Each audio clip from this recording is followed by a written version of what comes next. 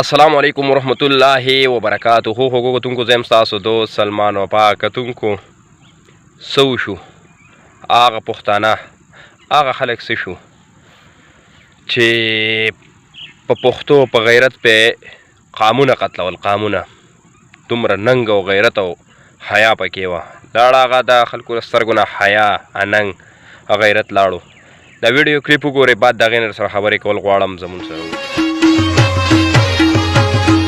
ما کونہ ورکلی دا نتا کونہ ورکلی دا رازه چې منصب ونیسو چې چا کونہ ورکلی دا رازه چې منصب ونیسو چې چا کونہ ورکلی دا نو ما کونہ ورکلی دا نتا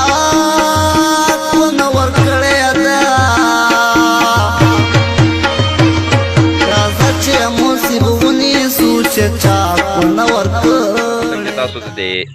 بې غیرته انسان د الفاظ واورېده کوم الفاظ چې دی استعمال کړي دي او په کوم انداز یې ویلي دي خو زه لعنت په د 100% لیږم خو بیا لعنت په هغه خلکو لیږم چې د ده خواته پر ناسو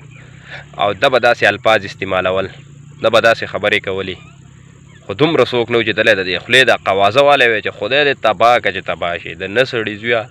دا ته کم الفاظ استعمالوي دا ته څه وی ده به دا وروسته اورې نه دا به ستا ښځه ګوري دا به ستا چمګاون ګوري دا به ستا تیر چاپیره عوام به ګوري پښتانه به ګوري کوم الفاظ چې تا استعمال کړي و د نه سړي زویه لږ خو چې کله داسې کینئ او څه خبرې کوئ ویډیو کوئ لږ دومره خو سوچ کوئ چې سبا به دا څوک اوري زه به نه یم څوک پې اوري څوک پې ګوري دا تا څه ویلي دي لکه خدایم تباه او برباد کوئ په یوه غوا متیادې وکړي ټولې به بدنامیږي نو تاسو یو بې غیرته پښتون راپاڅئ ټول پښتانه چې کوم دی بیا ستاسو د لاسه بدنامي هر سړی رالېږي پښتون تشخیص کوي وایي دا وګوره دا ستا د پښتو او بیا چې د دا کمه ژبه یې ستا په تا خو د نالت وي خو چې ستا خواته څوک ناسو او دا ستا د شاعري ستا د غزلې ستا د اواز یې ریکارډ کوو یا چې کوم دی اورېدو نو په هغو زه لعنت لیږم چې تا د دې خولې د قوازه ورانه کړی وی چې یو غاښ دی په دې خوله کې روغ نه وی د مرداري زویه د مرداري زویه ته راپاسې ته داسې الفاظ استعمال کړي داسې حل دی یا الله توبه مې د دا څه شروع دي یار دا څه دي قسم په خدای دا ولې د پښتون خو داسې نه و یار پښتون له خو الله تعالی یو عزت یو مقام ورکړی و یو درجه ورکړې وه په ایمان دا په غیرت باندې خو به پښتون مړي کول مړي خو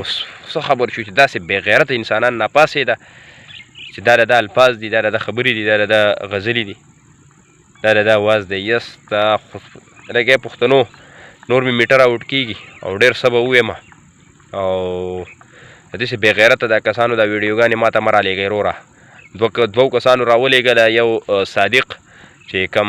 د دوبۍ نه ویډیو راولېږل چې خانه په دې باندې څه ووایو دا بل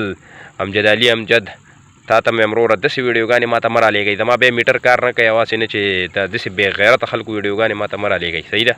د الله په امان